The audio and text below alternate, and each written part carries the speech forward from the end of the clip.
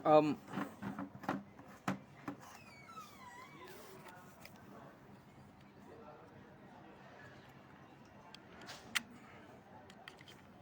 नमस्ते आप सभी को, जो जो यहाँ पे आए हैं।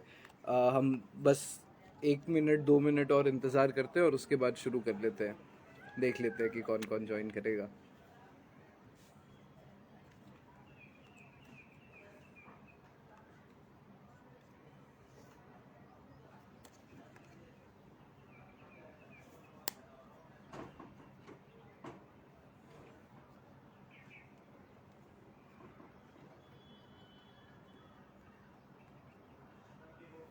um, आप लोग मुझे सुन पा रहे हैं? तब तक एक बार टेक चेक कर लेते हैं। मेरी आवाज़ ठीक से आ रही है? कोई चैट बॉक्स में लिख दे। Okay, thank you.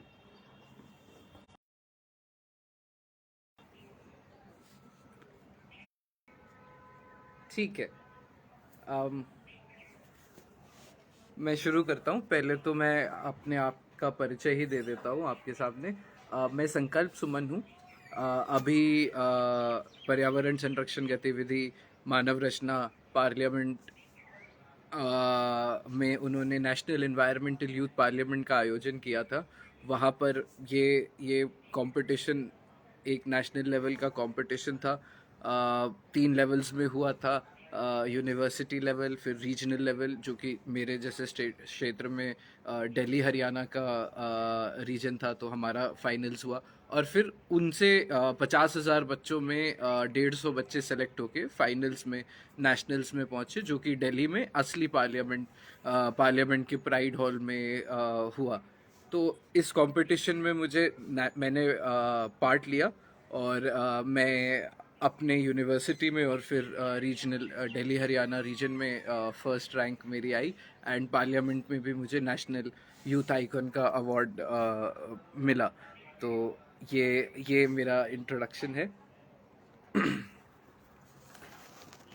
um, आज का जो सेशन है ये थोड़ा किस तरह से इन्वायरमेंट और यूथ पार्लियामेंट था, तो यूथ का क्या ओपिनियन है और क्या जर्नी रही इस पूरी प्रतियोगिता में, क्योंकि बहुत इंटरेस्टिंग ये कहानी है। 50,000 बच्चे, जब हम कहते हैं कि 50,000 बच्चों ने पार्टिसिपेट किया, तो इसका मतलब कि पूरे पूरे देश में जो आपकी आपकी अगली जनरेशन है, क्लाइमेट चेंज की जब हम बात करते हैं, तो it is essentially a child's rights crisis, है ना। क्योंकि जो समस्याएं हैं जो आई, चाहे वो कोस्ट सी लेवल राइज की समस्या है या एग्रीकल्चरल प्रोडक्टिविटी का डिक्लाइन है, ये सारी चीज़ें आगे आने वाली जनरेशन्स को बहुत बुरी तरह से इनका सामना करना पड़ेगा। ऐसा नहीं है कि हम लोग नहीं कर रहे हैं, हम लोग भी रोज़ क्लाइमेट चेंज के काफ़ी, और इन्वायरमेंट की अन्य चीज़ों की भी काफ़ी उनकी वजह से हम कॉन्सिक्वेंसेस झेलते हैं। पर ये एसेंशियली एक फ्यूचर का क्राइसिस ज़्यादा है। तो इसमें बहुत इम्पॉर्टेंट हो जाता है कि हम ये जाने, ना केवल हम यूथ को अवेयर करें, ये तो बहुत इम्पॉर्टेंट है ही, कि हम जो नेक्स्ट जनरेशन है उसको बताएं कि इन्वायरमेंट कितना इम्पॉर्टेंट है और इससे किस तरह की समस्याएं आ सकती हैं, और उससे ज़्यादा इम्पॉर्टेंट कि किस तरीके से कंस्ट्रक्टिवली हम इसके सोल्यूशन ढूंढ सकते हैं। तो ये एक इस कॉन्टेक्स्ट में मैं चाहता था कि हम इस कंपटीशन और इसकी अहमियत को समझें। तो ये शुरू हुआ, मैंने अपनी यूनिवर्सिटी में पार्टिसिपेट किया। मैं इन्वायरमेंट में थोड़ा पहले से ही काम कर रहा हूँ। ये मैंने पार्लियामेंट में भी फिर बोला था। तो कि मेरे को शुरू से शायद थोड़े लकी रहा मैं कि माँ बाप अच्छे मिले, तो इन्वायरमेंट के तरफ हमेशा से एक झुकाव रहा है। तो वेदर इट इज़ एक्टिविज्म, कि आप जाके लोगों को बताए, पोएट्री लिखना, ऐसे लिखना, जो भी बचपन में मैं कर सकता था, नुक्कड़ नाटक, ये सारी चीज़ें मैं करता था। तो मैं इन्वायरमेंट में पहले से काम कर रहा था। अभी मैं दिल्ली टेक्नोलॉजिकल यूनिवर्सिटी में, DTU, जिसका पहले दिल्ली कॉलेज ऑफ इंजीनियरिंग कहते थे, उसमें अपने फाइनल ईयर में इन्वायरमेंटल इंजीनियरिंग कर रहा हूँ। और मेरा एक स्टार्टअप भी है जो कि कार्बन ट्रेडिंग और वेस्ट मैनेजमेंट में है। तो मैं पूरी तरह से इन्वायरमेंट में काम कर रहा था। तो ये कंपटीशन आया तो मैं बहुत उत्सुकता से मैंने इसमें पार्टिसिपेट किया, क्योंकि डिबेट था। तो मैं बहुत बहुत बहुत इंटरेस्टेड था। और मेरे ही यूनिवर्सिटी के, मैं तो इन्वायरमेंट डिपार्टमेंट से हूँ, तो हमारी चर्चाएं तो हो जाती हैं, लेकिन अन्य बच्चों के क्या व्यूज थे इन्वायरमेंट को लेके। चलिए हम नेशनल और स्टेट लेवल की तो बात करेंगे, लेकिन एक यूनिवर्सिटी में, अच्छा यूनिवर्सिटी माना जाता है डीटीयू, किस तरीके से अवेयरनेस थी, किस तरीके से इच्छा थी, मुझे ये रियलाइज हुआ। इससे पहले हम क्लाइमेट चेंज पे बात करते हैं तो हम न्यूज में सुनते हैं या कहीं टीवी पे किसी नेता ने बोला या कोई एक्सपर्ट आके बोल रहा है, तो हमेशा हमें एक दुख महसूस होता है, हमें लगता है कि हम कुछ कर नहीं सकते। पर जब मैंने इन बच्चों को बात करते हुए सुना, तो मुझे एक इसका एकदम विलोम महसूस हुआ, बिल्कुल एक्साइटमेंट और ऊर्जा कि हाँ हम बदल सकते हैं, हम ये भी कर सकते हैं, हम ये भी कर सकते हैं, हम ये भी कर सकते हैं। चलिए हमारा तो इंजीनियरिंग कॉलेज है, हो सकता है कि टेक्नोलॉजिकल सोल्यूशन ज़्यादा देने की तरफ बच्चों की रुचि रहेगी। पर इवन स्टेट लेवल में जब हम गए, तो अलग अलग यूनिवर्सिटीज से बच्चे आए थे। दिल्ली हरियाणा में चाहे वो एग्रीकल्चर यूनिवर्सिटी है, कोई लॉ लॉ यूनिवर्सिटीज से भी बच्चे मैंने देखा था आए थे। बहुत बहुत डाइवर्स क्वालिटी था, और एक एक फील्ड में किस तरीके से, ना केवल कि क्या समस्या है, समस्या भी बताने का जो उद्देश्य है वो कि इस समस्या को इस तरीके से समाधान दे। ये मुझे इन्वायरमेंट मिनिस्टर का पोर्टफोलियो प्राप्त हुआ था जब हम नेशनल्स में गए थे। तो मैंने as environment minister of the country ये बोला था ऑपोजिशन को कि आप जो डेटा आप बता रहे हैं कि यहाँ पे पोल्यूशन इतना बढ़ गया है, या यहाँ पे ये देखिए गंगा का स्तर इस तरीके से हो गया है, तो ये डेटा तो सरकार ही छापती है, तो डेटा तो सरकार को पता ही है। आप ये बताइए कि इसका समाधान क्या है। ये समस्याएं तो हैं, ये पिछली सरकारों में भी ये समस्याएं थी, आज की सरकारों में भी है। जो फोकस होना चाहिए वो होता है कि समाधान क्या है। तो ये मैंने एज एनवायरनमेंट मिनिस्टर ऑपोजिशन को बोला था। और श्री ओम बिरला जी जो हमारे स्पीकर हैं, वो जब आए पार्लियामेंट हमारे हमें हमें एड्रेस करते, तो उन्होंने भी बार बार ये बात बोली कि मैं विपक्ष तुम्हारी स्पीच को बदल रहा हूँ। मैं बोलता हूँ कि तुम कंस्ट्रक्टिव बातें करो, तुम रचनात्मक सॉल्यूशंस दो, तुम क्या कर सकते हो, क्या किया है ये बताओ। तो उन्होंने भी यही बात कही। तो कहीं ना कहीं ये स्पिरिट हमें इस पूरी प्रतियोगिता में देखने को मिलने लगी। उसके आगे मैं बताऊं तो ये तो एक सिर्फ प्रतियोगिता कंपटीशन की, हम पार्लियामेंट में गए और इस तरह से बात हुई। वहाँ पे सावजी ढोलकिया जी, जिनको अभी पद्मश्री मिला है, वो चीफ गेस्ट थे। उन्हीं से मुझे पुरस्कार भी मिला। तो ये भी एक बहुत अनोखा अनुभव था मेरे लिए, क्योंकि इनके बारे में कौन नहीं जानता। इनके बारे में तो सबने पढ़ा है कि किस तरह से, सब शायद ये हेडलाइन जानते हैं कि उनको गाड़ी, उन्होंने अपने सारे एम्प्लॉयज को गाड़ी दे दी। ये बहुत बहुत बहुत बड़ी हेडलाइन है और बहुत अच्छी बात भी है। पर उसके अलावा उनका कितना उदार चरित्र था और कितने वो ओपन टाइप के इंसान थे, क्योंकि उन्होंने जब स्पीच दिया और हम लोगों को एड्रेस किया, तो एक बहुत ही अलग टाइप का एक्साइटमेंट, एक अलग टाइप की एनर्जी के साथ कि मेरे पास here is a self made man. यहाँ एक व्यक्ति है जो कि जो खुद खुद को जिसने बनाया, और वो यही बोल रहा है कि इन्वायरमेंट कितना इंपॉर्टेंट है, मेरे पास जो भी वेल्थ है वो मैं देना चाहता हूँ, सब इन्वायरमेंट पे मैं खर्च करके जाना चाहता हूँ, इसको अच्छे कामों में लगाना चाहता हूँ आज की डेट में। और ये बहुत बड़ा फैक्ट है, और मैं इस पे बात भी करना चाहता था थोड़ी, कि ये गार्डियन अमेरिका में एक न्यूज़पेपर है, उसमें बहुत बहुत इंटरेस्टिंग स्टडी ये छपी थी कि जो वर्ल्ड का 50% कार्बन एमिशन है आज का, वो वर्ल्ड का टॉप 10 रिच पॉपुलेशन एमिट करता है। जो 10% सबसे अमीर पॉपुलेशन है, वो दुनिया का 50%, आधा कार्बन एमिट करती है।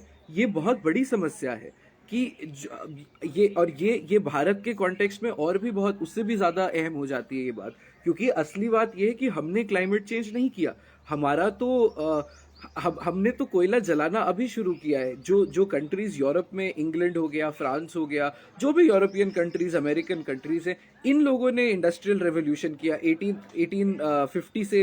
इंडस्ट्रियल रेवोल्यूशन 1830 से, जिस तरीके से इन्होंने फॉसिल फ्यूल्स को, पेट्रोल, कोयला, ये सब जलाना शुरू किया, पेड़ काटने शुरू किए, तब से क्लाइमेट चेंज हुआ है। और हम जो कंट्रीज हैं, जो डेवलपिंग कंट्रीज हैं एशिया की, खास करके भारत हो गया, अफगानिस्तान हो गया, बांग्लादेश हो गया, नेपाल, श्रीलंका की आज हालत देखिए। ये कंट्रीज सफर कर रही है इन वेस्टर्न कंट्रीज के एक्स्ट्रावेगेंस की वजह से। तो आज अगर कोई अमेरिका से या इंग्लैंड से आके बोलता है कि आप इंडिया को कि आप कोयला नहीं जलाइए, तो ये वो बोलने का अधिकार ही नहीं है उसका। बिल्कुल भी, क्योंकि सच सच सच ये है कि हम तो कोयला जलाएंगे ही। हम राजस्थान की 50 डिग्री 55 डिग्री की गर्मी में पंखा चलाने के लिए कोयला जला रहे हैं। हम कैलिफोर्निया के 20 डिग्री में एसी चलाने के लिए नहीं जला रहे कोयला। तो ये बहुत बड़ा डिफरेंस है। और हम अगर हम अपनी इकोनॉमी के कॉस्ट पे इन्वायरमेंट को बचाएंगे तो हम हमेशा गरीब रह जाएंगे। और ये कंट्रीज जिन्होंने पूरा इन्वायरमेंट का प्लंडर किया है, वो हर समय उनको उनको फायदा हो जाएगा। वो आज सबको नेट, इसीलिए जो हमारे प्राइम मिनिस्टर ने बाकी कंट्रीज 2050 का नेट जीरो गोल बोल के आई, हमारे प्राइम मिनिस्टर सर ने 2070 का नेट जीरो गोल किया, क्योंकि इंडिया को ज्यादा समय लगना चाहिए। ये बिल्कुल बहुत स्ट्रेटेजिक और बहुत ही ज्यादा फेयर चीज और बहुत बोल्ड डिसीजन था, क्योंकि ये टाइम इंडिया को लेना चाहिए 20 साल का, क्योंकि हम अपनी इकोनॉमी के कॉस्ट पे इन्वायरमेंट को नहीं बचा सकते। हमें अपने अंदर के इंफ्रास्ट्रक्चर को मजबूत करने की जरूरत है। जो $1 trillion Modi ji asked for COP26 में अभी जब वो यूके गए थे, तो $1 ट्रिलियन का इन्वेस्टमेंट उन्होंने मांगा कि बाहर से इंडिया के अंदर आना चाहिए इन्वायरमेंट इंडस्ट्री में। वो $1 ट्रिलियन आज कहाँ पे आएगा, किस इंडस्ट्री में आएगा? हमने रिन्यूएबल्स में देखिए कोशिश की, इंटरनेशनल सोलर अलायंस बनाया और भी बहुत सारी चीजें की। दिल्ली मेट्रो और मेट्रो सब हर जगह सोलर पैनल, गवर्नमेंट स्कूल्स में, हॉस्पिटल्स में हमने सोलर पार्क्स बनाए। तो भारत आज 450 गीगावाट का रिन्यूएबल कैपेसिटी, 500 गीगावाट का रिन्यूएबल कैपेसिटी पे पहुंचने का, और ये बहुत बड़ी बात है। ये पूरी दुनिया के लिए बहुत बड़ी बात है कि हम यहाँ पे पहुंचे। पर इसमें क्योंकि हमारे पास बाहर से इन्वेस्टमेंट आई, तो इसी तरीके से जो हमारे जंगल है, जो हमारे पेड़ है, जो मैंग्रोव्स हैं इंडिया के, आज जो मैंग्रोव फॉरेस्ट है उसकी कीमत दुनिया में सबसे ज्यादा है, क्योंकि एक मैंग्रोव फॉरेस्ट एक नॉर्मल फॉरेस्ट से 12 गुना ज्यादा कार्बन बचाता है। क्योंकि उसकी जो मिट्टी होती है, मैं इन्वायरमेंटल इंजीनियरिंग स्टूडेंट हूँ, तो शायद मैं कभी कभी बीच में थोड़ा टेक्निकल भी हो जाऊँ और इन्वायरमेंट को लेके थोड़ा बातें कर लूँ। कंपटीशन पे तो हम बात कर ही रहे हैं, क्योंकि ये मुझे लगता है कि थोड़ा मेरा बहुत मन है कि मैं आप लोगों से ये चीज़ें शेयर करूँ। तो ये जो मैंग्रोव फॉरेस्ट हैं, ये 12 गुना ज्यादा कार्बन बचाते हैं नॉर्मल फॉरेस्ट से, क्योंकि इनकी मिट्टी गीली होती है। दीज आर वेटलैंड्स, तो इनके अंदर ज्यादा बायोटिक कंटेंट होता है, ज्यादा बैक्टीरिया, एल्गल ग्रोथ, ये सारी चीजें इसमें ज्यादा होती हैं।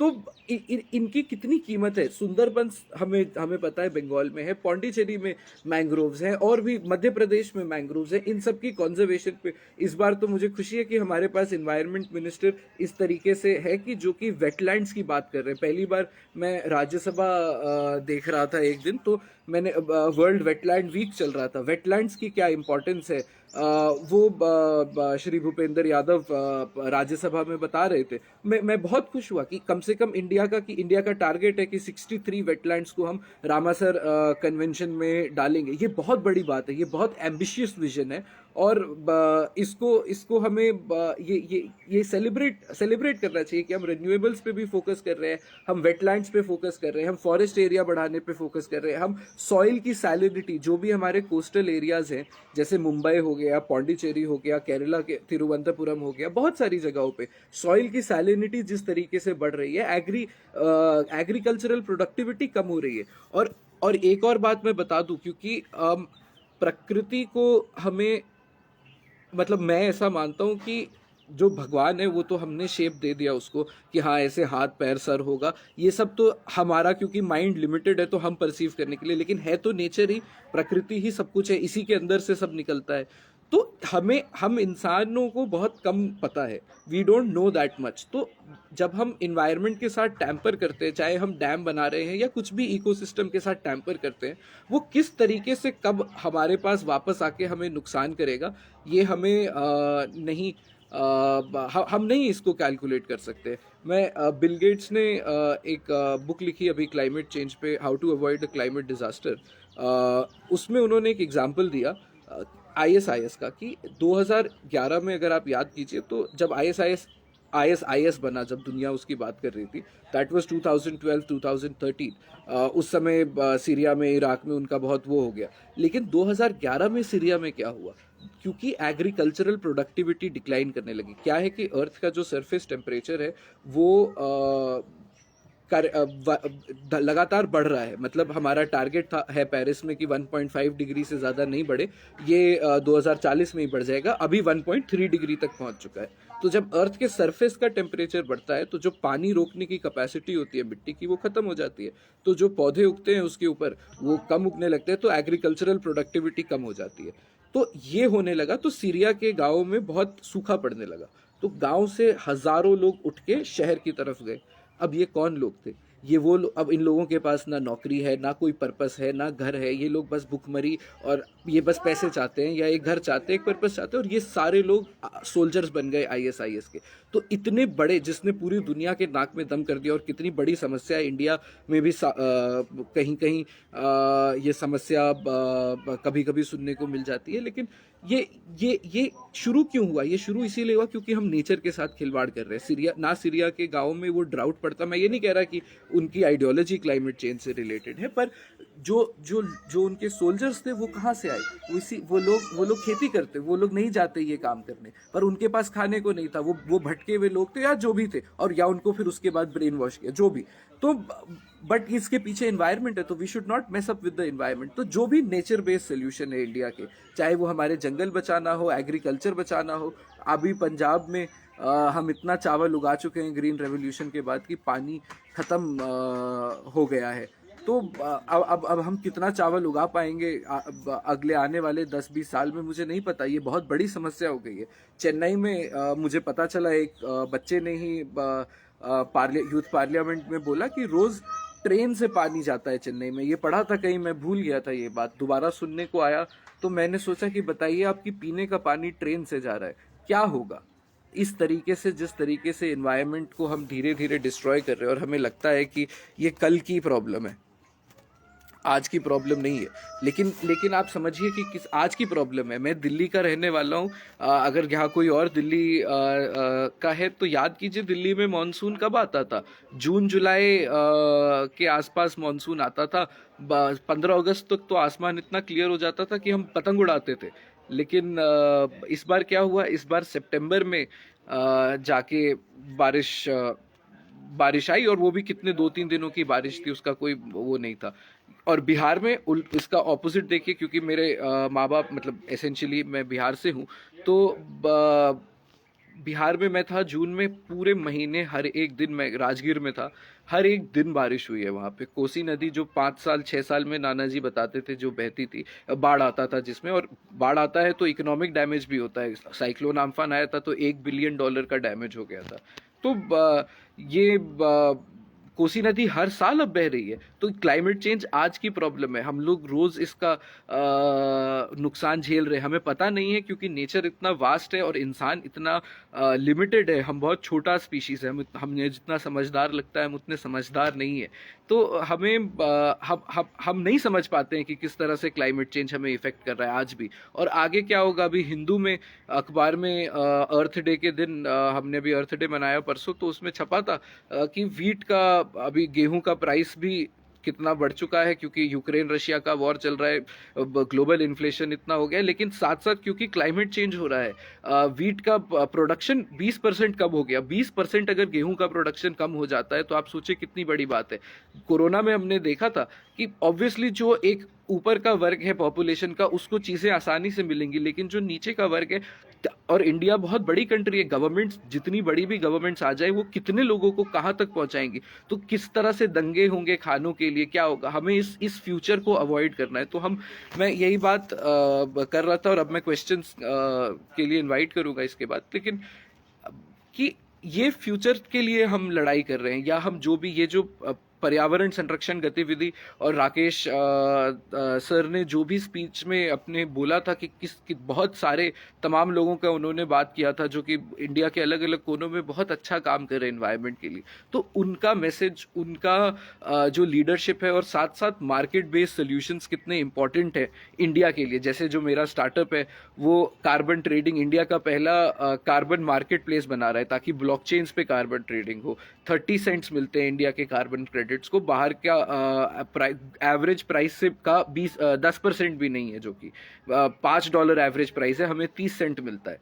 तो ये चीज़ें बदलेंगी, क्योंकि अगर हम ब्लॉकचेन पे करेंगे, हम इस चीज़ को टेक्नोलॉजी पे लेके आएंगे, यूएनएसडीजीज पे काम करेंगे, उस चीज़ पे मेरा स्टार्टअप है कि मार्केट बेस्ड सोल्यूशन हो, इंडिया के पास इन्वेस्टमेंट आए। तो ये स्मार्ट स्ट्रैटेजी का ही मैसेज जो एक समेशन मैं बोलूँगा इस पार्लियामेंट कंपटीशन का था।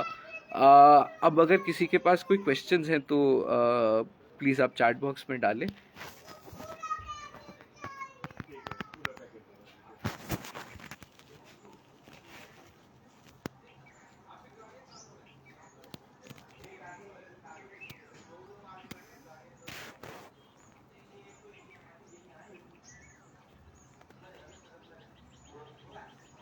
एक श्याम राठौर जी ने पूछा है कि how youth can bring innovation for environmental problem. Youth का तो सर सबसे ज़्यादा अहम रोल है किसी भी इनोवेशन में, क्योंकि जिस तरीके से टेक्नोलॉजी इवॉल्व हो रही है, मैं यहाँ पे थोड़ा डाइवेस्ट करूँ तो मैं चाइना का एग्जांपल दूंगा कि उन्होंने क्वांटम कंप्यूटिंग हो गया या आर्टिफिशियल इंटेलिजेंस हो गया, इन चीज़ों में जिस तरीके से इन्वेस्ट किया। आज अमेरिका दुनिया का लीडर इसीलिए है क्योंकि सबसे बेटर टेक्नोलॉजी वो बनाते हैं, सबसे बेटर यूनिवर्सिटीज़ वहाँ पे हैं, जो भी रिसर्च होती है कटिंग एज वहाँ पे होती है, हथियार भी वो जिस तरीके के बनाते हैं उस तरीके के दुनिया में कोई नहीं बनाता। इस सब चीज़ों से शक्ति आती है। तो ये जो इनोवेशन है, जो टेक्नोलॉजी का इंटीग्रेशन है, हमारे भी जो इन्वायरमेंटल सोल्यूशंस होंगे वो कहीं ना कहीं टेक्नोलॉजी पे बहुत डिपेंड करते हैं। तो यूथ का सबसे बड़ा रोल तो है कि वो टेक्नोलॉजी और forward modern thinking, scientific thinking से प्रॉब्लम्स को सॉल्व करे। तो यहाँ पे यूथ बहुत इंपॉर्टेंट हो जाता है। और दूसरी चीज़ ऊर्जा, ऊर्जा भी बहुत इंपॉर्टेंट है कि बिना बिना यूथ की जो एनर्जी है, ये एनर्जी एक इन्हीं मानव रचना में जब हम रुके हुए थे तो एक नुक्कड़ नाटक का आयोजन हुआ था, तो उन्होंने कहा था कि युवा का उल्टा है वायु। अगर युवा शब्द को आप घुमा दे तो वो बन जाएगा वायु, और वायु जिस भी दिशा में बहती है वो तब अगर आप उसको अच्छे से हार्नेस नहीं करेंगे तो वो तबाही भी मचा सकती है, और अगर आप उसको अच्छे से हार्नेस कर ले तो वो विंड मिल चला के कितने घरों की रोशनी भी जला सकती है। तो इस यूथ की एनर्जी को कैप्चर करना, इसको रीडायरेक्ट करना और इसको सही, ये यूथ सॉल्व कर सकता है क्लाइमेट चेंज। अगर प्लास्टिक नहीं इस्तेमाल करना है, ये अगर ये जिस तरीके से हम अन्य कॉजेज को लेते हैं, जिस तरीके से डेमोन्स्ट्रेशन देखते हैं, अगर उस तरीके से कभी प्लास्टिक के ऊपर इतना बड़ा पूरे कंट्री में कुछ कुछ मूवमेंट हो, या कि नहीं प्लास्टिक अब एकदम बंद कर दो, हर एक इंसान से हम आग्रह करें कि प्लास्टिक बंद कर दो, या किसी जंगल बचाने के लिए, पेड़ बचाने के लिए, अगर ये सारे कॉजेज युवा लेने लगे तो कितनी बड़ी बात होगी, और वो कितना कितना डिफरेंस क्रिएट कर देगा हमारी हमारी कंट्री में खास करके।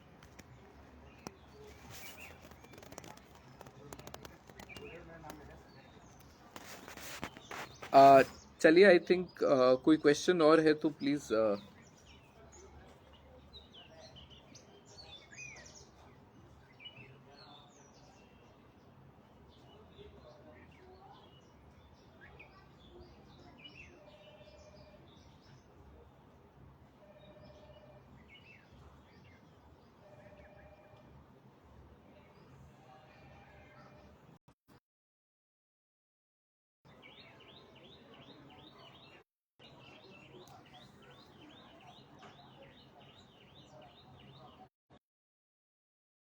का थोड़ा सा मैं एक्चुअली ऋषिकेश में हूँ अभी।